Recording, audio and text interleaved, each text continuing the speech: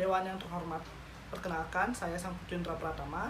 Sini saya pembicara pertama dari tim pro dari MOSI. Dewan ini percaya bahwa perkembangan teknologi berdampak buruk terhadap kehidupan sosial remaja. Zaman seperti sekarang, kita sebagai remaja milenial tak akan lepas yang dari namanya teknologi. Salah satu teknologi yang paling sering digunakan yaitu media sosial. Namun sayangnya, ini malah membawa dampak negatif kehidupan sosial remaja. Seperti yang kita ketahui, sangat banyak ada isu tentang pembulian, ujaran kebencian, diskriminasi, isu berita hoaks, dan juga penipuan di sosial media. Berdasarkan survei Digital Civility Index 2020 dari Microsoft, Indonesia menyabet gelar warganet paling tak sopan se-Asia Tenggara. Hasilnya, Indonesia berada di urutan 29 dari 32 negara yang disurvei. Dengan hasil tersebut, Indonesia menjadi negara Asia dengan tingkat kesopanan yang paling rendah. Hal tersebut sangat marak terjadi karena mudahnya akses internet yang sudah berkembang pesat dan juga kurangnya etika masyarakat. Dan kasus-kasus seperti itu sangat berdampak negatif terhadap korban, seperti depresi, stres, tidak percaya diri, dan yang paling parahnya bisa sampai ke kasus bunuh diri, seperti halnya yang dialami oleh idol Korea yang bernama Zuli, yang memutuskan untuk bunuh diri karena depresi, mendengar tanggapan negatif dari fans-fansnya. Diliput oleh cbcnindonesia.com. Untuk selanjutnya, teman saya Devi akan membawakan isu tentang ketidakpedulian remaja terhadap lingkungan sekitar.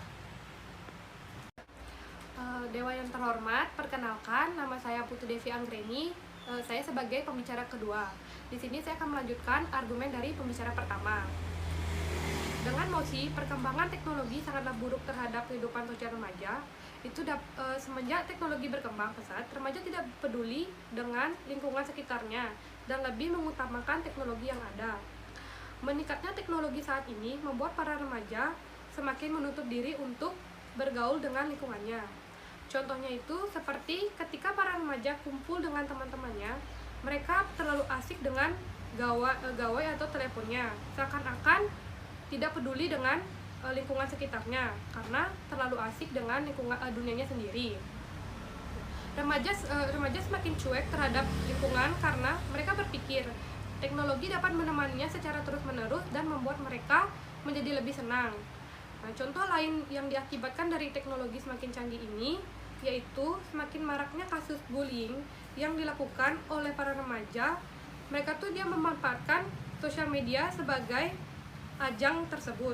Seperti kasus yang disampaikan pada pembicara pertama, itu sangat berdampak bagi psikis seseorang, sehingga dapat menyebabkan seseorang yang bully tersebut melakukan hal-hal yang tidak kita sangka, yaitu dia mereka melakukan bunuh diri. Nah, dari komentar-komentar negatif yang dituangkan kepada seseorang yang dibullying itu dapat membuat psikis mereka jadi tertekan dan mereka jadi depresi. Sekian dan terima kasih. Selanjutnya akan dilanjutkan oleh pembicara ketiga. Baik, dari kasus Amanda Tut ini sendiri kita ketahui bahwa Amanda ini terkena kasus tentang video porno yang disebarkan oleh kekasihnya yang dia kenal melalui jejaring sosial. Baik, di sini saya akan menyimpulkan argumen dari pembicara kedua. Baik, di sini saya mari kesimpulan dari pembicara kedua adalah semenjak teknologi berkembang pesat, remaja tidak lagi peduli dengan lingkungan sekitarnya. Di sini menurut argumen saya, peran orang tua sangat berperan penting untuk anak-anaknya, khususnya di usia remaja mereka itu kan lebih lagi asik-asiknya dengan dunianya mereka sendiri. Otomatis peran orang tua di sini sangat dibutuhkan untuk mengatur jam bermain telepon genggam, kemudian lingkungan sekitar, karena kita tidak tahu ketika orang tua tidak mengawasi anak-anaknya di dunia sosial media itu, kita tidak tahu seperti apa. Nah, di sini peran orang tua menurut saya sangat dibutuhkan. Kemudian selain peran orang tua, Di sini saya akan memberikan contoh mengenai dampak buruk bagi kesehatannya. Kenapa di sini saya memasukkan contoh dampak kesehatan buruk bagi mereka, khususnya di usia remaja, karena mereka lagi senang-senangnya untuk bermain telepon genggam. Nah, sementara mereka ini tidak memperhatikan dampak kesehatan yang cukup serius untuk mereka. Contohnya mata, karena terlalu sering main telepon genggam, otomatis mata pun bakal mengalami dampak buruknya gitu. Nah, kemudian psikis atau mentalnya pun dapat terganggu karena mereka di media sosial bertemu dengan orang yang cukup banyak. Kemudian apalagi mereka di media sosial dan di dunia nyata itu kan sangat berbeda. Mereka di dunia sementara seperti kita ketahui sendiri bahwa dunia maya dan juga dunia nyata itu sangat berbeda jauh, dan juga dampaknya juga sangat berbeda jauh. Ketika orang di dunia maya mengenai kasus bullying seperti yang disampaikan oleh pembicara satu tadi, orang akan mengalami yang namanya gangguan kejiwaan atau gangguan mental. Di sini bisa jadi mereka akhirnya jadi depresi, kemudian melukai diri sendiri, bahkan melukai orang lain.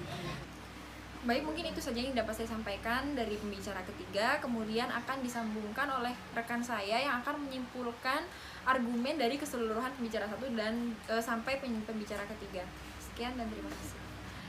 Baik, di sini saya selaku pembicara 2 akan menyimpulkan argumen dari tim saya. Dari penjelasan yang sudah kami paparkan, dapat disimpulkan bahwa teknologi dapat berpengaruh negatif terhadap kehidupan sosial remaja.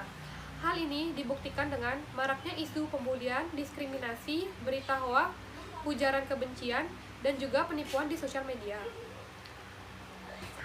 Selain itu, berdasarkan survei Digital Civility Index atau DCI 2020 dari Microsoft, Indonesia menyabet gelar warganet paling tidak sopan se-Asia Tenggara. Jadi permasalahan tersebut berdampak negatif terhadap korban, seperti korban itu mengalami bunuh diri, stres, tidak percaya diri.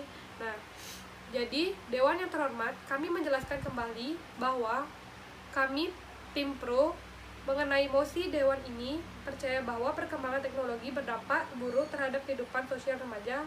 Setuju dengan adanya mosi tersebut. Sekian dan terima kasih. Mohon maaf jika ada kesalahan kata dari tim kami. Mohon dimaafkan. Terima kasih.